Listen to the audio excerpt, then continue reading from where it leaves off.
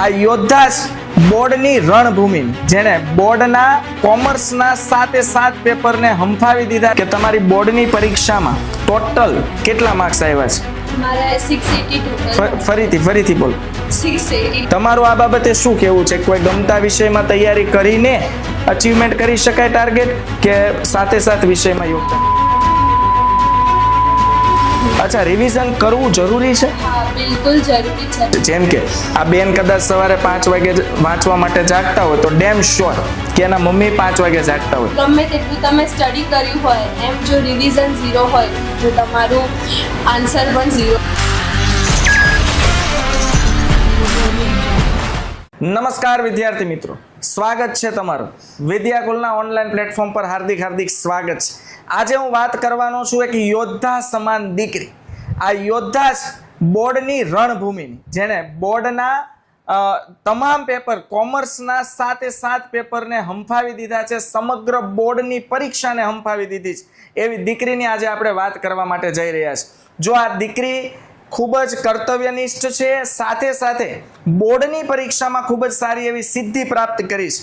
જો તમે આ ઇન્ટરવ્યુ જુઓ છો અને સ્કીપ કરો છો તો આ તમારા માટેની મોટામાં મોટી ભૂલ હશે, કારણ કે આ દીકરીની મહેનત અને આ દીકરીનું પરિણામ એ તમારા માટે સૌથી મોટામાં મોટું મોટિવેશન સાબિત થવાનું છે, સૌથી મોટામાં મોટી શીખ સાબિત થવાની છે. કારણ કે આજે આ દીકરીના ઇન્ટરવ્યુના મારફતથી તમને ઘણી બધી સ્ટ્રેટેજીઓ મળવાની છે, ઘણી બધી વ્યૂહરચનાઓ તમે એના માધ્યમથી ઘડી શકશો અને તમને પણ આઈડિયા આવશે કે બોર્ડમાં શું આટલા ટકા લાવી શકાય, શું આ લેવલનો ટાર્ગેટ અચીવ કરી શકાય, અને આ લેવલનો ટાર્ગેટ અચીવ કરવા માટે કયા ઓપ્શન્સ અને કઈ રીતે તૈયારીઓ કરવી એની બધી જાણકારી તમને અહીંથી મળવાની છે. બરાબર છે. સૌથી પહેલા તો આપણે આ પરિવારનો, આ ફેમિલીનો આભાર માનીએ. બરાબર કે આપણે અહીંયા ઇન્ટરવ્યુ લેવા માટેની આપણને તક આપી. બીજું કે આ જે બેન તે આપણી વિદ્યાકુલની ટોપર બેચમાં વર્ષની શરૂઆતથી જોડાયેલા હતા.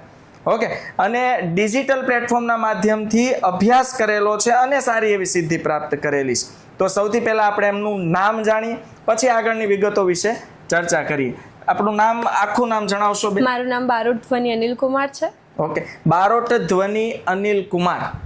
એમ કહેવાય કે આ દીકરીએ શેરની સમાન કામ કર્યું છે, કારણ કે બોર્ડની પરીક્ષામાં હવે તમારે સાંભળવા જેવી વિગતો શરૂ થાય છે. તો મારો પ્રશ્ન છે કે તમારી બોર્ડની પરીક્ષામાં ટોટલ કેટલા માર્ક્સ આવ્યા છે? મારે 680 ટોટલ થાય છે. ફરીથી બોલો. 680 બે વાર એટલે બોલાવું છું દીકરાઓ, કારણ કે 680 માર્ક્સ આઉટ ઓફ 700. લગભગ કોઈને વિશ્વાસ આવતો નથી કે શું આટલા માર્ક્સ પોસિબલ છે, પણ 680 માર્ક્સ આવ્યા છે મતલબ પોસિબલ છે. પીઆર કેટલા થાય છે દીકરા? 99.99 પીઆર સાથે ગાંધીનગર જિલ્લામાં પ્રથમ ક્રમાંક છે, સમગ્ર ગુજરાતમાં રેન્ક છે બેન. તો સૌથી પહેલા તો આપણે જો આ ઇન્ટરવ્યુ જોઈએ તો એટલીસ્ટ એમને શુભકામનાઓ પાઠવશું, કારણ કે એમના ગોલ ઘણા બધા ઊંચા છે. આપણે એના ગોલ, એના ટાર્ગેટ વિશે પણ ચર્ચાઓ કરવાના છે. સૌથી પહેલા જાણી લઈએ કે એને જો સ્વાભાવિક છે કે રિઝલ્ટ હંમેશા 7 વિષયનું બનતું હોય છે. બરાબર. કોઈ વિદ્યાર્થીઓ, અહીંયા અમારે એવા વિદ્યાર્થીઓ છે જે આવતા વર્ષે પરીક્ષા આપવાના છે, પણ પ્રોબ્લેમ અમને આવો ક્યાંક ને ક્યાંક મહેસૂસ થાય છે કે 7 વિષયો છે ને, તો એને ગમતા 2-3 વિષય હોય ને એમાં સૌથી વધુ પ્રાધાન્ય આપે છે. તમારું આ બાબતે શું કહેવું છે? કોઈ ગમતા વિષયમાં તૈયારી કરીને અચીવમેન્ટ કરી શકાય ટાર્ગેટ, કે સાથે વિષયમાં યોગદાન આપવું જોઈએ? મારું કહેવું તો એમ જ છે કે બધા જ સબ્જેક્ટને જો તમે ઇક્વલી મહત્વ આપશો તો તમે ડેફિનેટલી સારો ગોલ અચીવ કરી શકશો. કોઈ 1-2 સબ્જેક્ટ કરતા બધાને ઇક્વલી ભાર આપવો, it is more better. Okay. અને ઘણી વખત અમે એમ કહીએ ને કે ભાઈ બીએ વિષયમાં 100 માંથી 100 માર્ક્સ આવે એટલે હસવું આવેલું. તો તમારા મતે જણાવો કે 100 માંથી 100 માર્ક્સ શક્ય છે? હા, શક્ય છે. કઈ રીતે શક્ય છે? એટલે એકચ્યુઅલીમાં ડેલી જ્યારે સ્ટાર્ટિંગથી જ્યારે ભણાવવાનું ચાલુ કર્યું ત્યારે ડેલી ટુ ડેલી રિવિઝન કરવાનું, અને પ્રોપર અગર થિયરી સબ્જેક્ટ હોય તો પ્રોપરી મારી રીતે હું બધું લખીને તૈયાર કરતી હતી. જે બી થિયરિકલ સબ્જેક્ટ છે એ બધા પ્રોપરી મારું લખીને બધું થતું હતું. કયા વિષયમાં 100 માંથી 100 માર્ક્સ છે? મારે સ્ટેટમાં છે, BA માં છે એન્ડ SPCC માં છે. જો વિદ્યાર્થી મિત્રો 100 માંથી 100 માર્ક્સ એટલે છે ને એ છેલ્લો આંકડો છે, એનથી ઉપર માર્ક્સ નો આવે. બરાબર ને? તો આ બેન 100 માંથી 100 માર્ક્સ લાવ્યા છે એસપીસીસી વિષયમાં, સ્ટેટિસ્ટિક વિષયમાં અને બીએ વિષયમાં. તો સ્વાભાવિક છે કે પરફેક્શન હશે એના લખાણમાં, બરાબર ને? કારણ કે 100 માંથી 100 માર્ક્સ લાવવો હોય ને એ પેપર 3 વખત ચેક થાય, અને પેપર ચેકરનો ટાર્ગેટ, બેનનો ટાર્ગેટ એ હતો કે 100 માંથી 100 લાવવા છે, અને પેપર ચેકરનો ટાર્ગેટ એ હતો ગમે એમ કરીને કાપી લો, પણ કાપવા દીધા નથી. તો આપણે એ જાણી લઈએ ને કે ભાઈ એની સ્ટ્રેટેજી શું હતી કે 100 માંથી 100 માર્ક્સ લાવ્યા. તો 1 બાય 1 પૂછે કે ભાઈ સ્ટેટિસ્ટિક જેવો આંકડાશાસ્ત્ર વિષય છે, બરાબર, સામાન્ય આંકડાકીય માહિતીની ભૂલ થાય તો એવું બને જવાબ ન આવે ને માર્ક્સ કપાય. તો તમે એ સબ્જેક્ટ તૈયાર કેવી રીતે કર્યો અને પેપરમાં આટલા પરફેક્શન સાથે કેવી રીતે ઉતાર્યું? સ્ટેટ જેવો સબ્જેક્ટ છે તો પછી પહેલેથી પ્રેક્ટિસ તો ચાલુ જ હતી, અને જેમ જેમ એક્ઝામ આવે એટલી વખત રિવિઝન થતું જાય, અને સ્પેશિયલી જ્યારે બોર્ડ્સનો ટાઈમ આવ્યો ત્યારે તો બહુ બધા દાખલા સોલ્વ કર્યા, પછી પેપર સોલ્વ કર્યું, પછી યુટ્યુબ પર વિદ્યાકુલના બહુ બધા વિડીયોઝ આવ્યા હતા, બધા વિડીયોઝ જોયા, અને એક વસ્તુ નાના ગમે ત્યાંથી જેટલા પણ દાખલા મળે બધા ટોટલી સોલ્વ કર્યા. ઓકે, જો અહીંયા એક શબ્દ બેન બોલ્યા ને, એ શબ્દ પકડવા જેવો છે. ગમે ત્યાંથી જેટલા દાખલા મળે ને એટલા એમણે સોલ્વ કર્યા છે. ઘણા વિદ્યાર્થીઓને આવી ટેવ હોય છે, ટેવ નહીં, સોરી, આને કહેવાય કુટેવ, કે દાખલાઓ એક વખત ગણીને પછી રિવિઝન કરવા માટે દાખલાઓનું વાંચન કરતા હોય છે. આ પદ્ધતિ દીકરાઓ ખોટી છે. જો આ પદ્ધતિથી ચાલવામાં આવે ને તો બેનને જેવી રીતે 100 માંથી 100 માર્ક્સ આવ્યા છે એવી સિદ્ધિ હાંસલ થતી નથી. એવી જ રીતે એસપીસીસી અને બીએ વિષય, આમાં તો મુદ્દાઓની માયાજાળ છે, અને એમાં એસપીસીસી વિષય એટલે વિધિઓ અને પ્રક્રિયા, દરેક મુદ્દા ક્રમમાં આવવા જોઈએ. તો આ મુદ્દાઓને તમે યાદ કેવી રીતે રાખતા, કેવી રીતે ટેકલ કરતા? અને વળી પાછો થિયરી વિષય, જો વધુ લખાઈ જાય તો પેપર બાકી રહી જાય, ઓછું લખાઈ જાય તો માર્ક્સ ઓછા આવે. તો તમે એવી રીતે કઈ સ્ટ્રેટેજી આમાં યુઝ કરી કે 100 માંથી 100? પ્રોપર બીએ ની વાત કરીએ કે એસપીસીસી ની વાત કરીએ, બહુ બધા મુદ્દા આવે, તો એ મુદ્દાની એક અલગથી કીસ આપતી હતી આપણે, એ કીસ પ્રોપર લખતી હતી, બધા મુદ્દા સરખી રીતે ઉતારતી હતી, જ્યાં સુધી યાદ ના રહે ત્યાં સુધી એ મુદ્દાને હું લખતી હતી.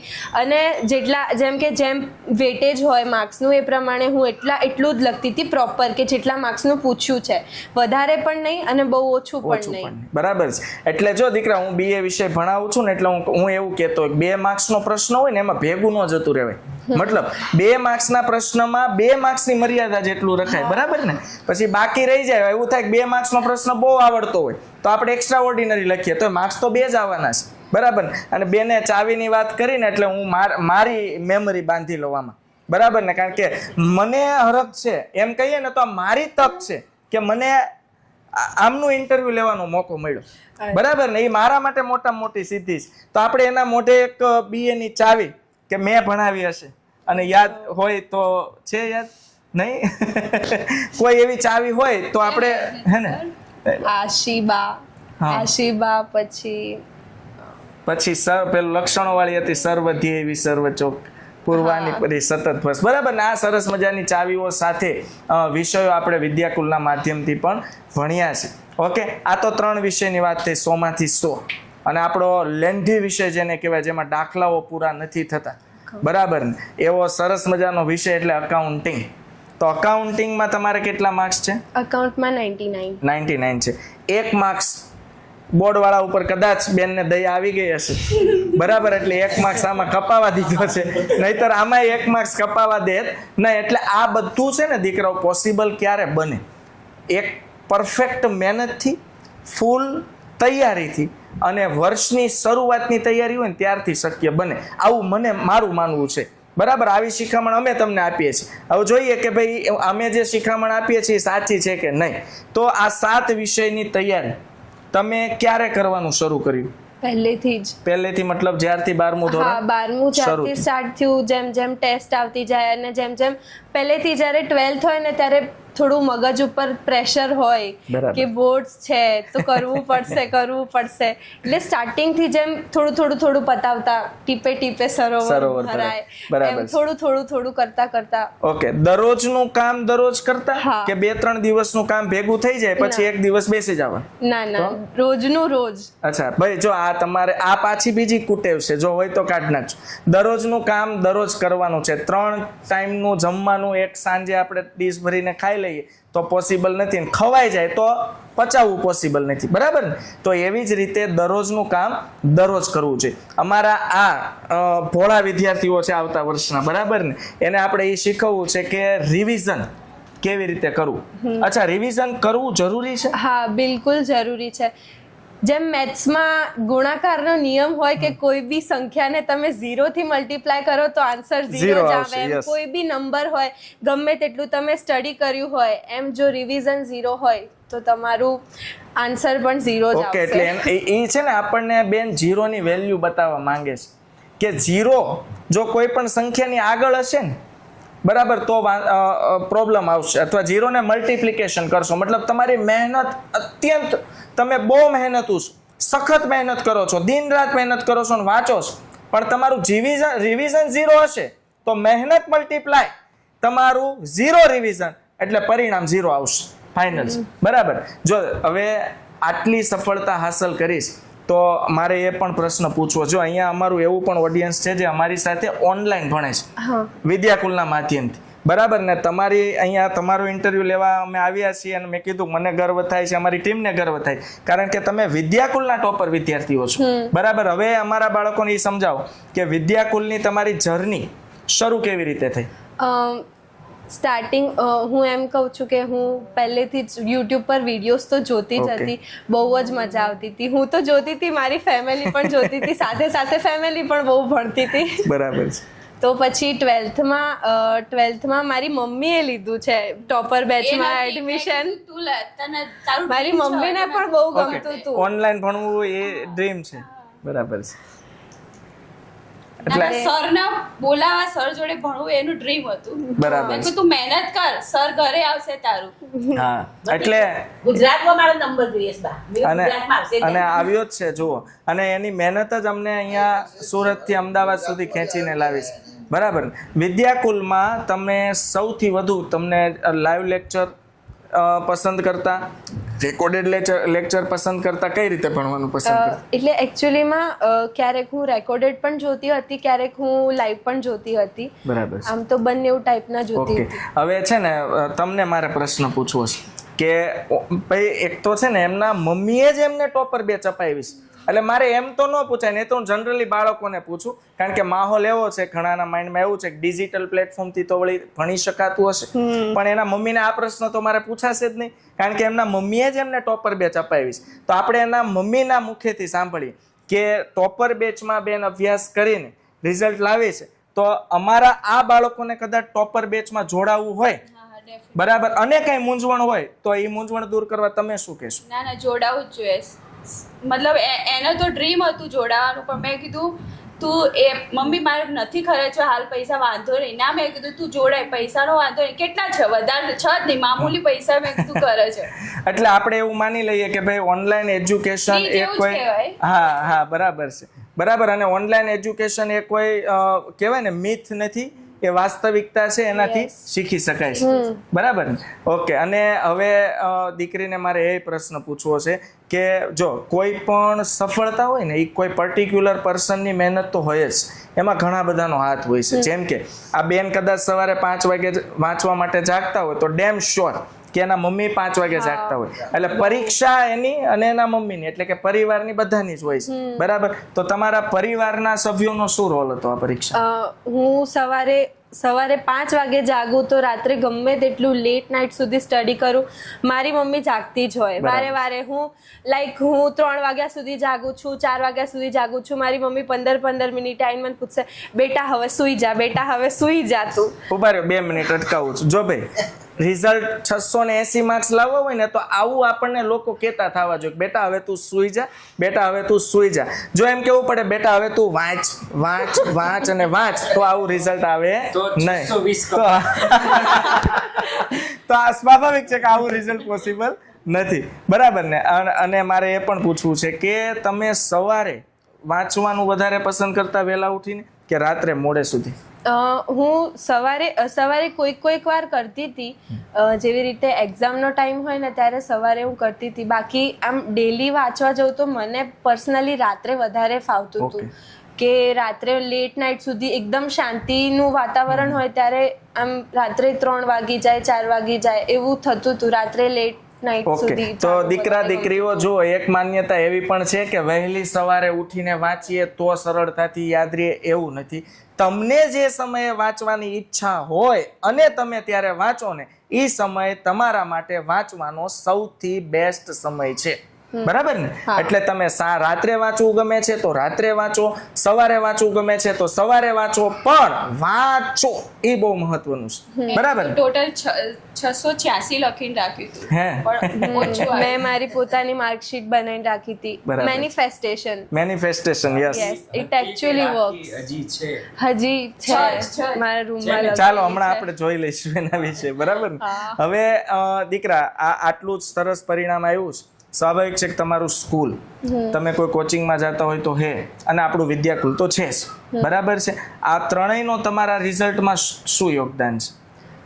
બહુ વિદ્યાકુલનું તો યુટ્યુબ લેક્ચર્સ, રેકોર્ડેડ લેક્ચર્સ, એના મટીરિયલ્સ બધું. પછી મારા એના મટીરિયલ હતા તમારી પાસે? મતલબ આપણા યુથ સ્વયં YouTube પેપર સેટ જે કેવું તમે એપ ઉપર જે બધા પેપર્સ મૂકતા હતા ને એ પણ પેપર સોલ્યુશન. ઓકે, એ બધા મેં સોલ્વ કર્યા હતા. બરાબર. એન્ડ પછી ઓફલાઈનમાં પણ અમને ટીચર્સ એટલી મહેનત કરાવતા હતા, એ પણ એટલા બધા પેપર સોલ્વ કરાવતા હતા. બરાબર એ એકચ્યુઅલીમાં જે પેપર સોલ્વ કર્યા ને એનાથી વધારે બેનિફિટ થયું એમ પર્સનલી કહીશ, કેમ કે એનાથી પ્રોપર ખબર પડે કે 100 માર્ક્સમાં તમે આ રીતે લખશો, પ્રોપર આ વેમાં તમારે બોર્ડ્સમાં લખવાનું છે. એનાથી ઓકે, હવે છે ને મારે આ શબ્દ ઉપર પ્રકાશ પાડવો છે કે પેપર સોલ્વ કરવાના એટલે અમારે મેં કીધું ને ભોળા બાળકો છે, તમે એમ બોલશો ને પેપર સોલ્વ કરવા એટલે એ લોકો એમ છે કે 3 કલાકનું પેપર હાથમાં લેવું અને ફટાફટ સવાલનો જવાબ શોધીને વાંચી લેવું. એવું તમે કરતા 3 કલાકનું પેપર લખતા? ના, લખવાનું. ઓકે, તો સમજે ને પેપર સોલ્વ કરવા મતલબ જ્યારે એક્ઝામના આગળના દિવસો ચાલતા હોય ને ત્યારે રાઉન્ડ ટેસ્ટ જો આપણી સ્કૂલોમાં લેવાતા હોય તો 3 કલાકના પેપર લખવાની પ્રેક્ટિસ કરવી જોઈએ. કારણ કે બોર્ડની સાચી પરીક્ષા એ જ કે તમે આખું વર્ષ જે તૈયારી કરી છે ને એને 3 કલાકમાં તમારે આટોપી લેવાની છે, 3 કલાકમાં તમારે પેપરમાં ઉતારી દેવાની છે. એ સાચી પરીક્ષા છે. બરાબર? તો બસ આવું જ સરસ મજાનું ઇન્ટરવ્યુ આપણે બેનનું લીધું કે જેથી તમને ટિપ્સ મળે. તો છેલ્લે ઇન્ટરવ્યુ પૂર્ણ કરીએ એ પહેલા કહેવાય ને કે ભાઈ ટોપર વિદ્યાર્થીઓ આપણી સાથે હોય તો એની પાસેથી જેટલું જાણીએ, જેટલું માર્ગદર્શન મેળવીએ એ બધું ઓછું છે. તો અમારા આ જે બાળકો છે, આ ઓડિયન્સ જે અમને જોઈ રહ્યું છે, જે તમને જોઈ રહ્યું છે, બરાબર, એને તમે એવી કઈ ટિપ્સ આપવા માંગો છો કે એ લોકોને આગામી વર્ષની બોર્ડની પરીક્ષામાં હેલ્પફુલ નીવડે? તો સૌથી પહેલા હું મારી રીતે કહું તો એક ગોલ ફિક્સ કરો તમે લોકો કે તમારે આટલું લાવવું છે, આટલું કરવું છે તો કરવું જ છે અને કરવાનું જ છે. અને બહુ લોંગ ટર્મના અગર ટાઈમ ટેબલ ફોલો ના કરી શકતા હોય તો એક દિવસનું ટાઈમ ટેબલ ફોલો કરો કે જેવી રીતે આજે આ સબ્જેક્ટ પકડ્યો છે તો એને પછી પતાવો. પછી મારી રીતે કહું તો જ્યારે બોર્ડનો લાસ્ટ 1 મહિનો હતો ત્યારે મેં અડધા દિવસમાં સબ્જેક્ટ વાઇઝ ડિવાઈડ કરી દીધું હતું કે 5 દિવસમાં આટલું પતી જવું જોઈએ એટલે પતી જ જવું જોઈએ. તો નાનું ટાઈમ ટેબલ ફોલો કરો અને એક ગોલ ફિક્સ કરો કે મારે આ ગોલ પૂરો કરવાનો જ છે. તો અને જે થિયરિકલ સબ્જેક્ટ છે એ તમે પ્રોપર લખીને જ કરો તો બેસ્ટ વસ્તુ છે. હા, જોયું વિદ્યાર્થી મિત્રો, આ ઇન્ટરવ્યુ લેવાનો આ ફાયદો, અને તમે જો આ ઇન્ટરવ્યુ છેલ્લે સુધી જોયો ને તો આ એનો બેનિફિટ કે ટોપર વિદ્યાર્થીએ કેવી રીતે તૈયારી કરી છે આપણને જાણવા મળે. પહેલી વાત તો એને શું કરી કે ટાઈમ ટેબલ બનાવો. જો ટાઈમ ટેબલ ફોલો નથી થતું તો નાસીપાસ થવાની જરૂર નથી, મૂંઝાવાની જરૂર નથી. અઠવાડિયાનું ટાઈમ ટેબલ બનાવ્યું હોય અને જો ફોલો નથી થતું તો 1 દિવસનું ટાઈમ ટેબલ બનાવો. બરાબર? જો મેં કીધું ને મારા પ્રશ્નો ખૂટતા જ નથી, કારણ કે એમના માધ્યમથી એણે જે તૈયારી કરી છે એ બધું મારે તમને અપાઈ દેવું છે કે આવતા વર્ષના તમે પણ ટોપર બનો. એટલે હજી મને મનમાં એવો પ્રશ્ન આવે છે કે અમારા આ લોકોનો પ્રશ્ન એવો હોય છે ને, આમ ઘડિયાળ રાખે ને હવે તો મોબાઈલની સિસ્ટમ રહી ગઈ ને, આમાં ટાઈમ સેટ કરે કે 1 કલાકનો સમય, બરાબર, પછી ચોપડી લઈને વાંચવા બેસે, 1 કલાક પૂરી થાય, વાંચવાનું બાકી હશે ચોપડા મૂકી દેશે. આવું કરવાનું છે આપણે? નહીં. તો કેવી રીતે વાંચવું? જ્યાં સુધી જે ધાર્યું છે પતિ ના જાય ત્યાં સુધી કઈ જ મૂકવાનું નહીં, સુવાનું નહીં. આ સોલની ટેવ છે કે તમે છે ને સમય ન જોવો, કન્ટેન્ટ જોવો. આજે નક્કી કર્યું છે કે 1 ચેપ્ટર મારે મારી તોડી ફોડીને ગમે તેમ કરીને મોઢે કરવું છે તો એ કરવાનું છે. એના માટે 1 કલાક જોઈએ, 2 કલાક જોઈએ, 3 કલાક જોઈએ, રાત્રે મોડે સુધી જાગવું પડે. એ ટાર્ગેટ હોય ને તો 680 માર્ક્સ આવે, અથવા આપણે ધાર્યા હોય એના કરતાં વધુ માર્ક્સ લાવી શકે. બરાબર, તો આ દીકરી આ હા વર્ષે 3 કોમન આટલા સુધી ઇન્ટરવ્યુ જોઈએ ને Okay. 3 કોમન નીકળ્યું. પહેલું નીકળ્યું ડેઈલી ટાઈમ ટેબલ, હા બીજું નીકળ્યું સાંજે વાંચવાનું, હમ બીજું નીકળ્યું સાંજે વાંચવાનું, અને ત્રીજું નીકળ્યું આપણું કામ પૂરું ન થાય ને ત્યાં સુધી. ત્યાં સુધી સુવાનું નહીં. આ ચોથું કા પાંચમું 12મા ધોરણનું ઇન્ટરવ્યુ છે. આ 3 કોમન પોઈન્ટ નીકળ્યા. એટલે ટોપરની આ કોમન નિશાની છે દીકરા. બરાબર ને? બસ બાકી જો તમારામાં મહેનત કરવાનું જુનૂન હશે, ડેડિકેશનથી તમારે કામ કરવું હશે, વર્ષની શરૂઆતથી ટાર્ગેટ નક્કી કર્યો હશે, તમારું ફ્યુચર એટલે તમે જે ધારો છો એવું રિઝલ્ટ એડવાન્સમાં બનાવીને તમારી દિવાલે ચોંટાડી દીધું હશે ને દરરોજ તમે આ રિઝલ્ટને જોયા કરશો, મેનિફેસ્ટેશન કરશો અને તમને દર વખતે એમ લાગ્યા કરશે કે આ મારું જ રિઝલ્ટ છે, આ મારું બોર્ડનું જ રિઝલ્ટ છે, આવું જ મારે રિઝલ્ટ લાવવું છે, તો તમારા પણ 700 માંથી 680, 85, 691, 692 માર્ક્સ શક્ય છે. ભાઈ યાદ રાખજો, 100% સુધી ન આવે ને ત્યાં સુધી તમે રેકોર્ડ બ્રેક કરી શકો, કારણ કે 100% એ મેક્સિમમ લિમિટ છે. બરાબર, તો આપણે આ પરિવારનો આભાર માનીએ, આ દીકરીનો આભાર માનીએ. આભાર એટલે માનીએ કે અમને વિદ્યાકુલને ગર્વાન્વિત કર્યા છે આટલું સરસ મજાનું રિઝલ્ટ આપીને. વિદ્યાકુલના ઓનલાઈન પ્લેટફોર્મમાં ભણીને આટલું મસ્ત જોરદાર અફલાતુન રિઝલ્ટ આપ્યું છે એ બદલ એમનો પણ ખૂબ ખૂબ આભાર. તો ફરીથી આપણે આ યોદ્ધા દીકરી છે, આ દંગલ દીકરી છે, એના ઇન્ટરવ્યુને જોઈને જો કંઈ શીખ્યા હોય તો એમને શુભકામનાઓ પાઠવશું, એમને અભિનંદન કરશું, એમને કોંગ્રેચ્યુલેશન્સ આપશું અને ફરીથી એક નવા ઇન્ટરવ્યુ સાથે આપણે મળીશું, નવા મોટિવેશન સાથે મળીશું. ત્યાં સુધી આવજો, bye bye, take care, C you, જય હિન્દ, ભારત માતા કી જય.